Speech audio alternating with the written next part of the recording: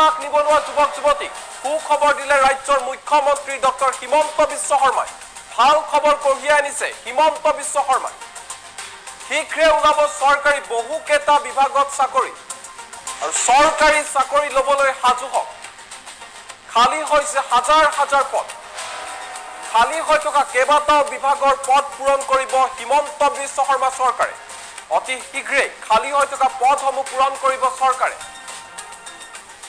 অসম আৰক্ষী PNRD জনস্বাস্থ্য কাৰিকৰী বিভাগ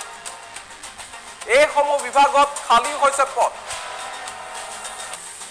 স্বাস্থ্য আৰু পৰিয়াল কল্যাণ লোক নিৰ্মাণ জলসিঞ্চন বিভাগত দিয়া হ'ব বৃহৎ নিযুক্তি এক বৃহৎ নিযুক্তি প্ৰক্ৰিয়া অতি শীঘ্ৰে হ'ব ৰাজ্যত আৰু পদসমূহ পূৰণৰ বাবে যাৱতীয় ব্যৱস্থা গ্ৰহণ কৰিবলৈ নিৰ্দেশনা জাৰি কৰিছে মুখ্যমন্ত্ৰী হিমন্ত বিশ্ব শৰ্মাই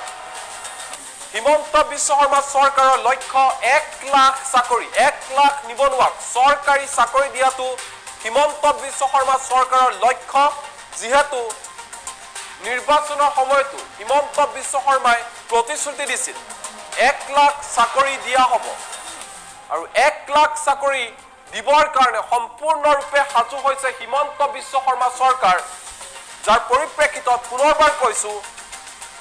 অসম আৰক্ষীৰ পৰা আৰম্ভ কৰি শিক্ষা বিভাগলৈকে পঞ্চায়ত আৰু গ্ৰামোন্নয়ন বিভাগৰ পৰা আৰম্ভ কৰি জনস্বাস্থ্য আৰু কাৰিকৰী বিভাগলৈকে স্বাস্থ্য বিভাগৰ পৰা আৰম্ভ কৰি লোক নিৰ্মাণ বিভাগলৈকে জলসিঞ্চন বিভাগৰ পৰা লোক নিৰ্মাণ গৃহ বিভাগলৈকে এইসমূহ চৰকাৰী বিভাগত হাজাৰ হাজাৰ পদ খালী হৈছে আৰু এই পদসমূহত অতি শীঘ্ৰে নিযুক্তি দিয়া হ'ব খালী হ'ব হাজাৰ হাজাৰ চৰকাৰী পদ আৰু সাজু হওক যিসকল নিবনুৱা যুৱক যুৱতী আছে লাখ লাখ নিবনুৱা যুৱক যুৱতীৰ কাৰণে হিমন্ত বিশ্ব শৰ্মা চৰকাৰে কঢ়িয়াই আনিছে এই ভাল খবৰ অতি শীঘ্ৰে